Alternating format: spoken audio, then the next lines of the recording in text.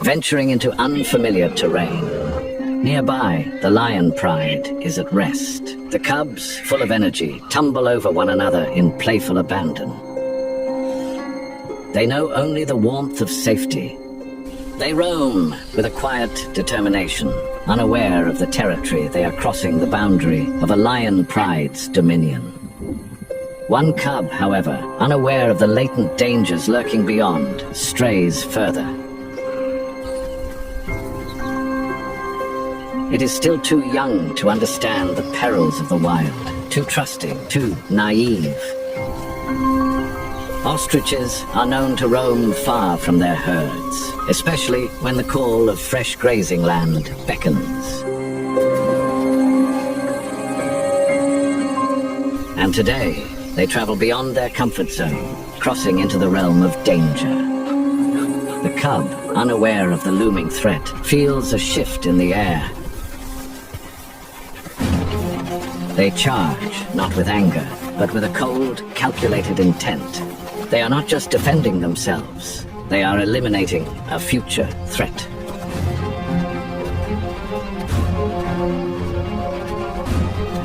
The cub runs, its speed fueled by fear, but it is no match for the long-legged birds.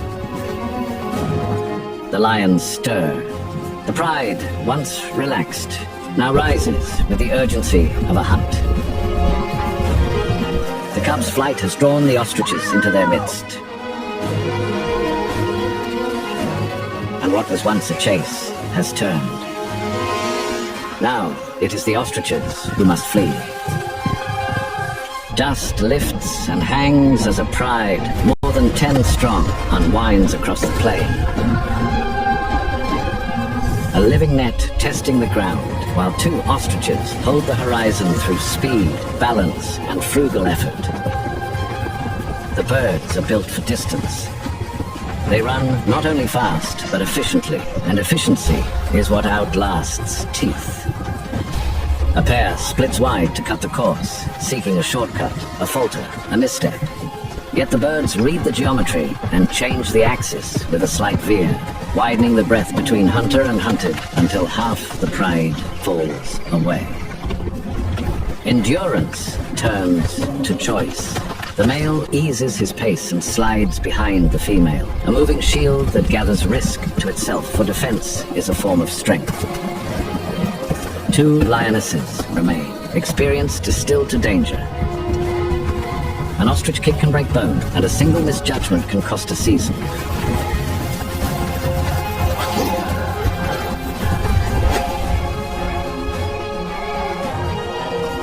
One commits from the quarter, angles for the leg.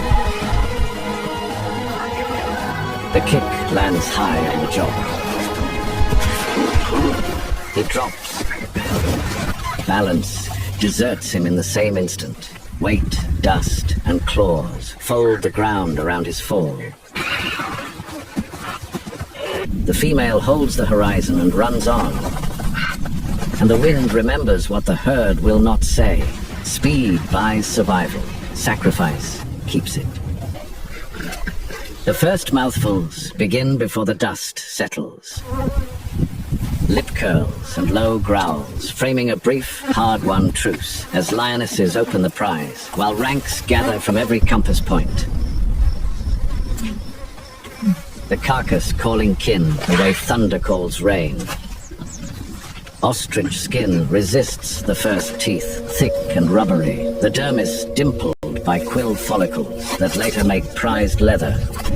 So the cutters look for the weak seams, inside thigh, underwing, soft belly, and bring the carnassials to work. Scissor blades of bone that close like shears and part the hide in measured strokes, while forepaws anchor and the head soars. Large prides are crowded economies, and hunger speaks in elbows, shoulders, and stare. Yet today the males only posture at the rim, rumbling over debt paid and danger taken. And let the workers eat first, because effort has a memory. While the pride knots tight around the fallen male, only one lioness is missing. She holds to the faint line of the fleeing female, gambling that a lone kill will pay better than a crowded feast. A final surge drains the last coin of effort. She yields, turns to shade, and the plane is quiet again.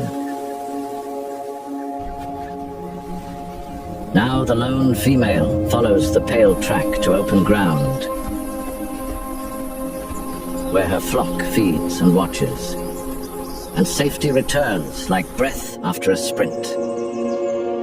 Danger is never distant, yet company lowers risk, for many eyes break the surprise that kills. And she is gravid. A quiet miracle carried through heat and fear. Eggs formed within her oviduct, shells building from calcium, life sealed against weather and tooth. The male's loss becomes a gift measured in futures, for a lineage continues when one body buys time for another. Ostriches do not bear live young, they lay. And this truth is older than the grass. The nest is only a shallow scrape, but placement is craft, dry soil, clear sight lines, wind that cools without drifting sand. In most seasons, a dominant pair tends a communal clutch, many females adding to the total, while one major female keeps the core. Yet rules bend to circumstance and vigilance fills where partners cannot. She chooses low ground, circles, and settles, laying at intervals of a day or two. Each pale globe delivered with care and aligned for even warmth. Incubation will take about 40 days, heat shared by day and night in a typical group. The female's dun plumage blending with noon, the male's black dissolving in darkness.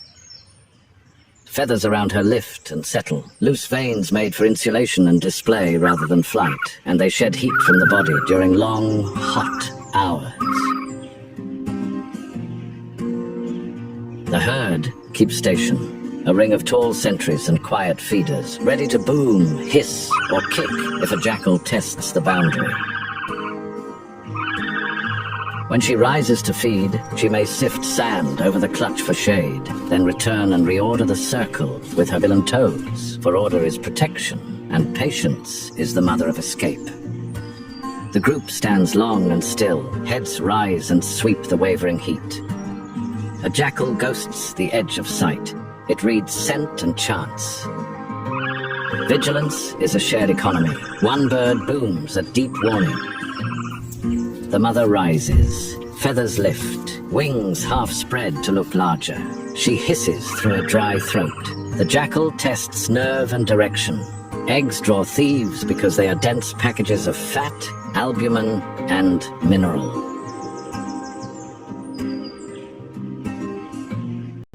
The canid feints toward a scattered shell.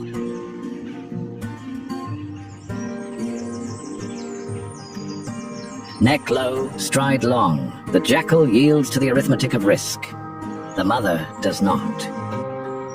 She drives on, neck low, wings flared, stride lengthening into full sprint. Two toes hammer the sand. The inner claw lifts dust and certainty.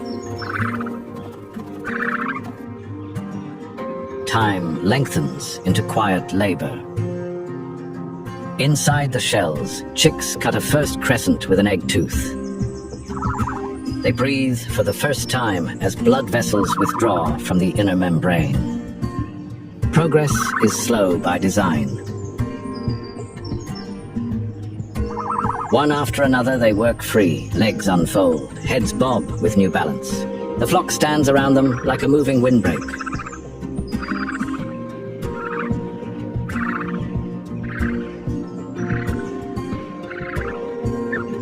Not all eggs answer at once. Heat must hold steady.